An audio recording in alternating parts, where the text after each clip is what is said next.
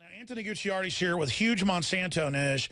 But first, this story came out a few days ago, and we mentioned it. We have the clip. We're going to play it in a moment, if you just joined us, by the man voted most popular, the man of Canada, David Suzuki, has gone on record, and then he mentioned in the papers, in the reports, we've dug these up because we've covered these. These are scientific reports, what scientists have said, the probability of an earthquake, and what it'll do if there's full meltdown of the fuel rods stored there. And the ground's all spongy and eroding into a huge sinkhole, and another tsunami, a 7.2 earthquake. It's over. And it just shows the insanity of the power structure. And now they're getting ready to start removing the fuel rods. That, statistically, they believe will probably cause them to bang together and catch on fire. And then you've got a full meltdown on your hands.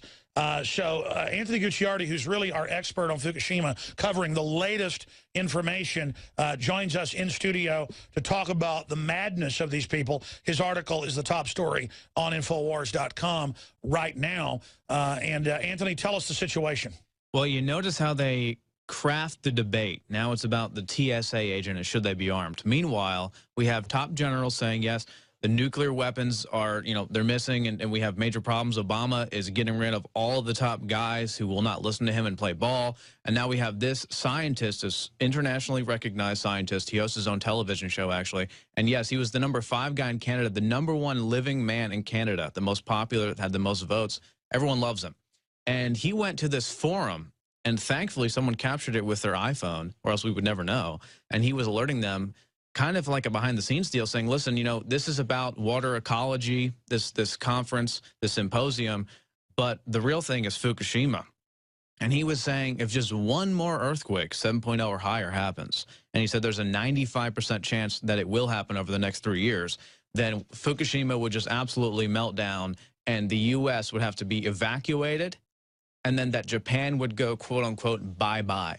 So he's basically saying everyone in Japan would die. And he's a physicist and a bunch of other stuff. Yeah, and it's not like we're saying this or we're making this up. This is a direct quote. He's saying there's a 95% chance this will happen in the next 3 years if we don't do something about it. And I agree with that because that's our own analysis from Dr. Busby and other top folks we've had on. There should be 50,000 people there in radiation suits, rotating in and out in lead suits in a world emergency to clean that out right now. Instead, I've read that they can't get workers to go in. The starfish are melting and dying. The butterflies are dying and are mutated. The kids are dropping dead. People are staying there to take care of their horses and livestock. They're dying.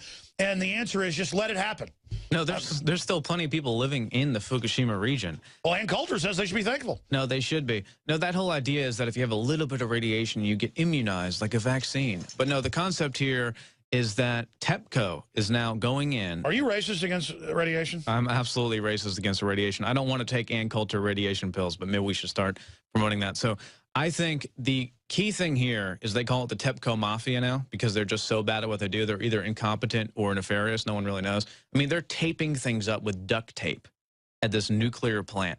It's on life support right now, and they're taping it up with duct tape. But what's going on is the United States is moving in with some scientists, some little guys, to go maybe help with the Fukushima disaster that could potentially blow up and, he says cause the U.S. to evacuate. But they're going in and they're going to test the reactor 4, extracting some fuel rods, because they said that one was actually not melted down. The other ones have volatile, toxic elements inside of them all. But the thing here, and there's 1,400 of them, if just 2 touch at all, they will blow up. And it could mean the entire explosion of the entire facility. Could just mean a massive amount of radiation leakage into the Pacific. Yeah, for folks that don't know, bombs are bad, but they dissipate and are cleaner when they detonate. There's less. You're talking about a small ball of it, that blows up a whole city. Yes. It's purified. This is just mass ton upon ton, 6 reactors smoldering, half blown up, just hellish, and it's all sliding into the sea because they got to keep pumping water in on them to keep them from exploding.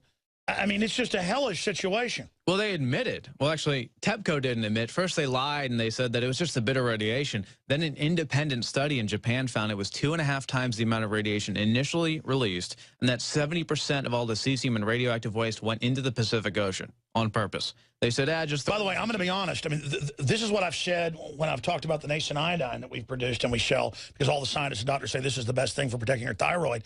But that's not a silver bullet. The only thing I can do if this really blows up is I've got to go to the Southern Hemisphere. I guess I'll tell the crew, come with me if you want to go, and we're going to have to, like, try to, I mean, this is, like, unbelievable. This is unbelievable. And notice, it was the Canadian version of Huffington Post where I found this guy's video, and has 100-something thousand views now. We're publicizing it majorly. But this wasn't even in the mainstream press. It's like Fukushima's going to blow up. The U.S. is going to be evacuated. Japan, everyone in Japan. By the way, he's reading scientific papers that we've listed in the article. This is what the scientists, from bad to worse, they look at the different scenarios. There's not a good scenario unless you have like 100,000 people. They work by the thousands, 1 week on. You give them some huge amount of pay to do it. In lead suits, you go in an emergency situation, you extract everything out of there, but nobody wants it. So everybody passes the buck as the time bomb just ticks down. Well, this is the perfect psychology of these delusional people. That's it. And there's these people are insane. And there's numerous ways they could do it with cement and everything. They could have this, you know, a massive expansion that could protect everything to some degree, but they're just not doing it. They're like, oh, we'll just go in and remove those rods. That's right. It's been recommended that, say, 20 miles away with trucks, you bring it to a giant quarry, and you have big sections where you get them, pour concrete over them, seal them, and then move on. But they won't do that either. And then you ask, what are you even going to do with those rods when you extract them? Shoot them into space is most likely the answer. And then meanwhile, Obama's recommending we build all of these nuclear power plants in the United States along the coastline. I mean, this is just complete insanity, just complete and utter chaos, which I guess they want. Why? I mean, that's the joke from Dr. Busby, is that it's like an alien race is secretly running things, and they want higher radiation to live in, and they're terraforming us with radiation. I mean, that's the only plausible, and I'm not saying that. I'm saying it's that crazy. It's a fertility's going down, everything. Yeah, but I mean, it's madness. Where do these elites think they're going to live? Fukushima's not a problem. Oh no, it's brown bags. Brown bags. Yeah, I mean, radiation that could cause the U.S. evacuation is not a big deal to the mainstream media. It's nothing. I mean, that's not even worth mentioning besides in a little blog post on the Canadian version of Huffington Post. I mean, it's not even in the news. RT's reporting on it, but they report on all the Fukushima stuff. By the way, speaking of Fukushima, let's play the clip of award-winning scientist David Suzuki has gone on record in public.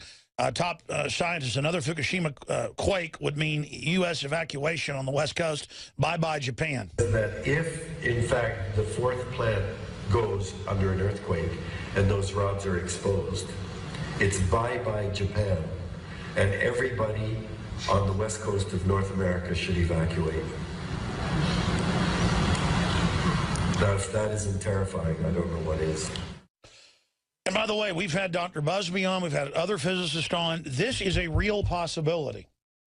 No, there's no question. I mean, if there was another earthquake at the direct site of Fukushima, I mean, this is a top scientist who's researching this, and this was a water ecology symposium. In fact, what's the hydrology term they use where it's all spongy and it's all sinkholing? No, exactly. It's a form of erosion that happens. And basically... liquefaction. They've already destroyed the Pacific anyway. And there's so much toxic debris and contaminants in the Pacific Ocean that it's just swallowing the whole of Fukushima. And God forbid there is another earthquake. He says there's a 95% chance in the next 3 years there'll be one. But one thing we didn't even mention, by the way, I'm not even as concerned about the earthquake. I'm concerned about TEPCO going in with those 1,400 spent fuel rods and two of them coming together. I think there's a much bigger probability of that happening. And that's happening now this month. In 2 weeks, they're starting the test protocols for that. And we have someone quoted here speaking on that. Dr. Helen Caldecott says that two rods could touch each other in this process, which has been done before, and there could be a fission reaction and a very large release of radiation just from two rods. I have less faith in TEPCO than I do. I agree. Well, your article's up on Infowars.com. We'll continue to follow it. We're going to come back with military and police on the purge that's going on now, confirmed. We'll give you the latest on that. 800-259-9231, 800-259-9231, and we'll get you up and on the air. Thank you, Anthony Gucciardi. Thank you. Now you can watch Alex Jones live at Infowars.com/show. You'll find links to all of our content there and a free 15-day trial for Prison Planet TV. You can also browse the network, the InfoWars Nightly News, and over 60 movies and documentaries all together in one place. You can watch the Alex Jones radio show live as it happened. So check it out, Infowars.com/show.